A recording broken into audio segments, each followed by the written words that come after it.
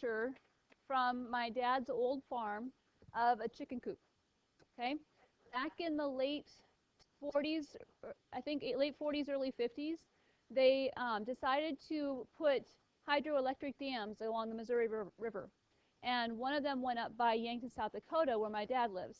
And so when they knew that they were going to be flooding a big portion of the farmland and putting a hydroelectric dam there, they let people know, we're buying your land, eminent domain, taking over type of thing.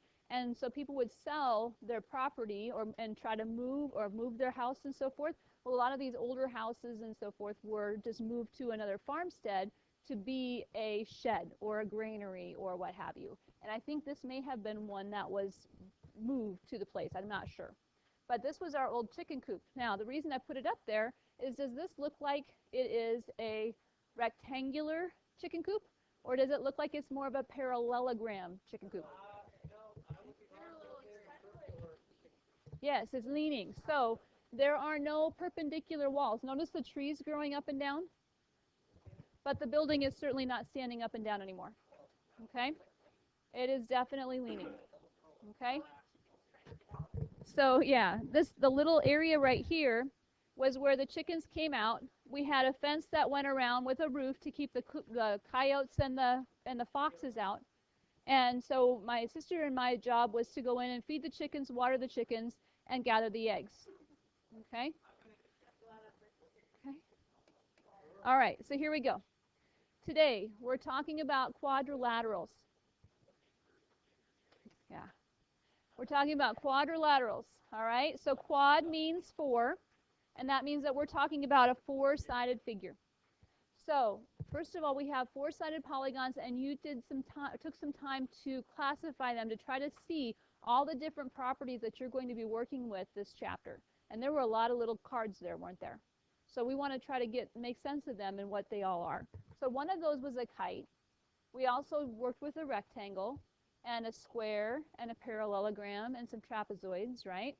And we need to know all the properties of these and be able to use those to help us figure out what kinds of figures we're working with and dealing with and their measurements. Okay, so now we're on this front side of this paper. At the very top, we give you the definition of a parallelogram. And a parallelogram is a quadrilateral with both pairs of opposite sides that are parallel. So whenever you see a drawing that looks like this, think of that as our hieroglyphics for geometry. Okay, what do these arrows mean? Parallel sides. So if both pairs of sides are parallel, we know that it's a parallelogram. Okay? So far, so good? Okay, so first blank was parallel. Okay? So now we're going to flip over to the back side and work with part of the notes in the back side. Okay? So how are we going to name this parallelogram? QRSP would be one way to name it. Okay? QRSP would be one way to name it. Okay? What's another way that we could name it? PQRS, because it's alphabetized. What we don't want to do is name it something like QSRP. Okay? Do you see why? Right, it makes an X. So we need to be a circular motion, okay? We can name it lots of different things as long as we're either going circular to the right or circular to the left, but no crisscrossing. Does that make sense? Okay? All right, next. Okay? Now we're going to name opposite sides. Okay? So PS would be opposite of QR. So segment PS and segment QR are opposite sides. That's one pair of opposite sides. Okay? Alina, what's another pair of opposite sides?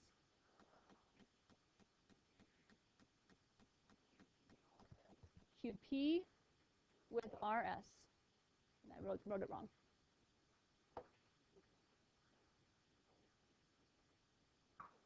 Opposite sides means they're across the table from each other. Okay, we're on opposite sides of the table. We're on opposite sides of the parallelogram. Okay? You could also call it QS. QS and RP are going to be your diagonals. Okay? So we'll talk about those two. Okay? Next, we want to know what opposite angles are. Okay, so Joe, what would be a pair of opposite angles? Angle P with angle R. And Nick, what would be the other pair of opposite angles? Q and S. Okay, so they're just across the table from each other. They're across the parallelogram from each other. That's what opposite means. Okay, now we're also going to use the term consecutive. So we need to know what are consecutive angles. So consecutive is not so much diagonal, but when I'm sitting consecutive with someone, I'm sitting kind of next to them or close to them. So what would be consecutive with angle P? Angle S, because they share a side PS. Okay, that's one pair of consecutive angles. Okay, and Blake, what's another pair of consecutive angles?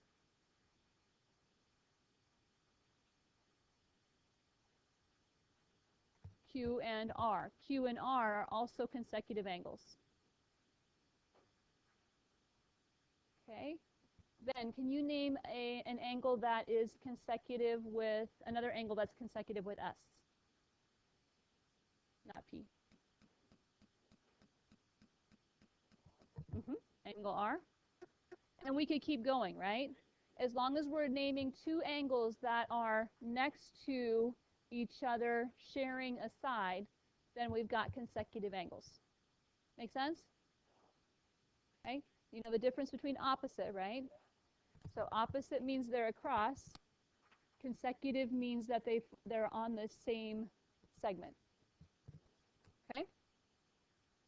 All right, questions on this slide? Okay.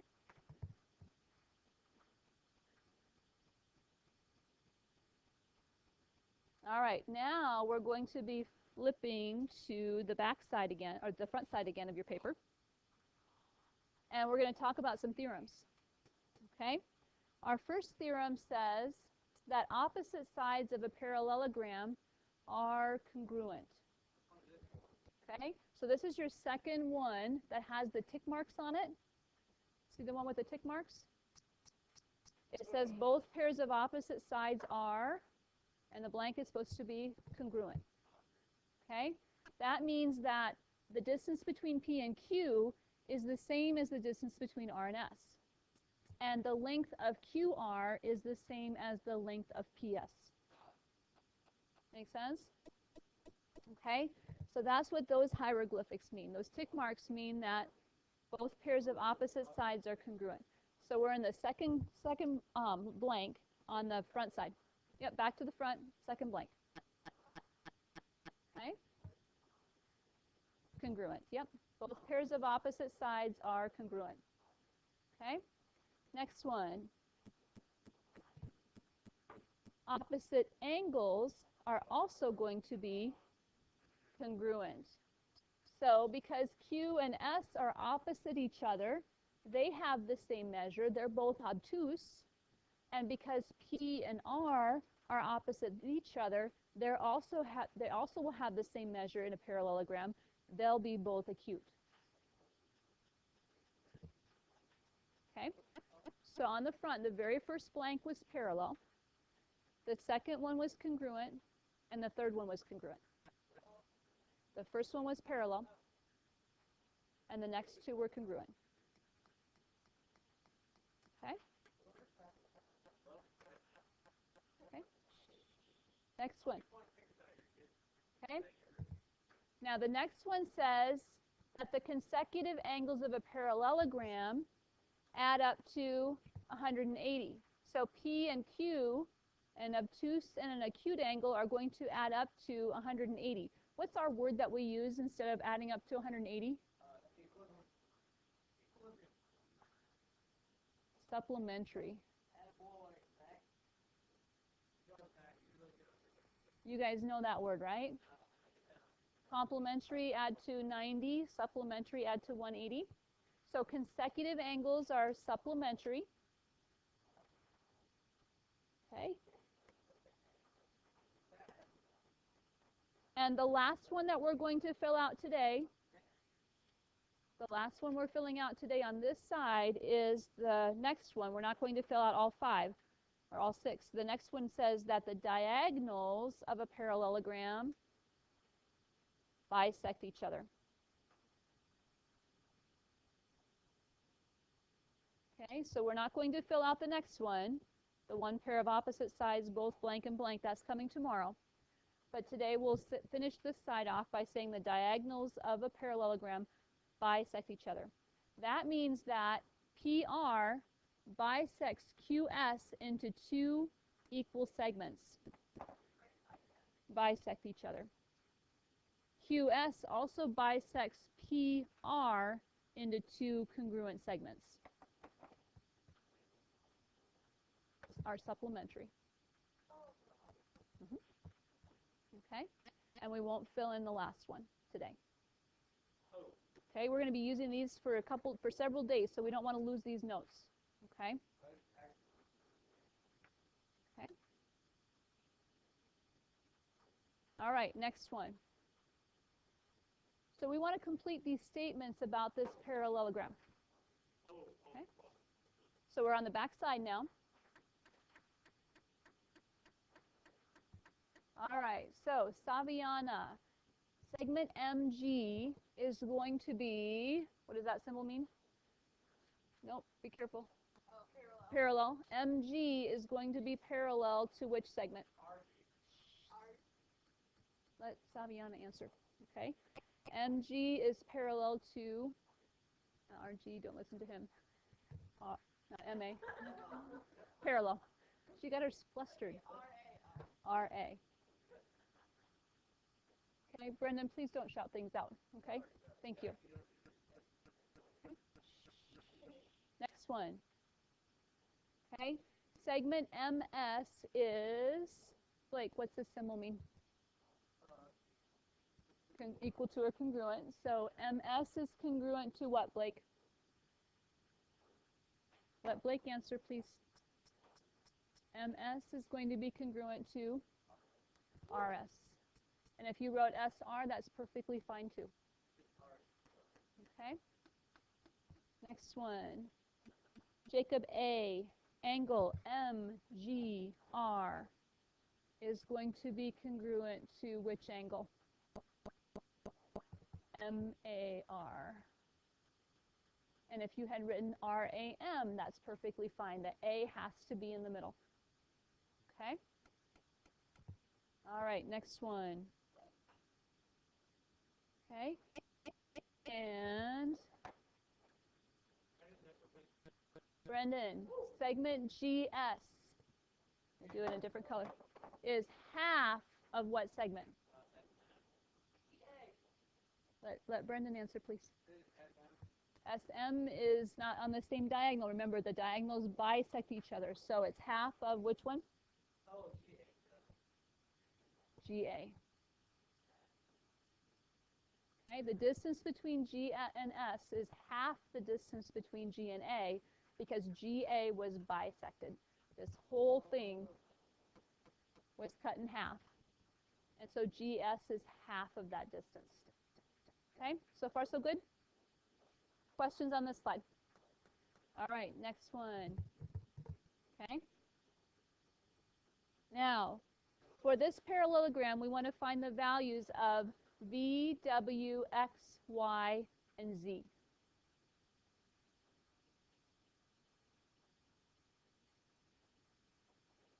Okay. So, Alex, what is the value of V going to be? Y. It's a cross. It's opposite from the 16. Opposite sides are congruent. Very good. Stephanie, what is W going to be? 13. Y? They're parallel and opposite. The opposite sides are congruent. Okay. Joe, what is x going to be equal to?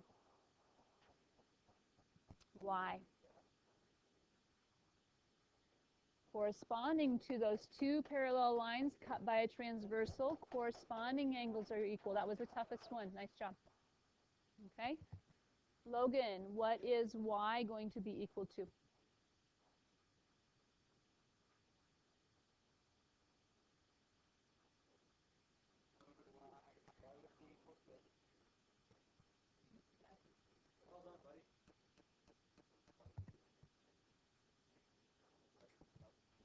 Okay, good.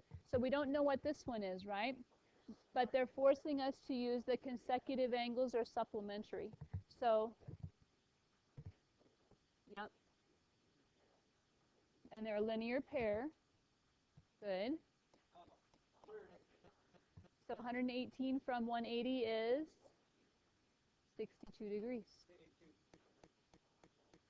Okay, so not a lot of algebra with these. These are just, okay? A lot of it is logic, okay? And Zach, what is z going to be equal to? 118y. Not consecutive. Well, it would be consecutive to this one, or opposite, right? Okay. The opposite is the easier one, but yes, it is consecutive. You have to do the math again. Okay. Questions on this one? Okay. All right. So your assignment today is in the student journal, page 204.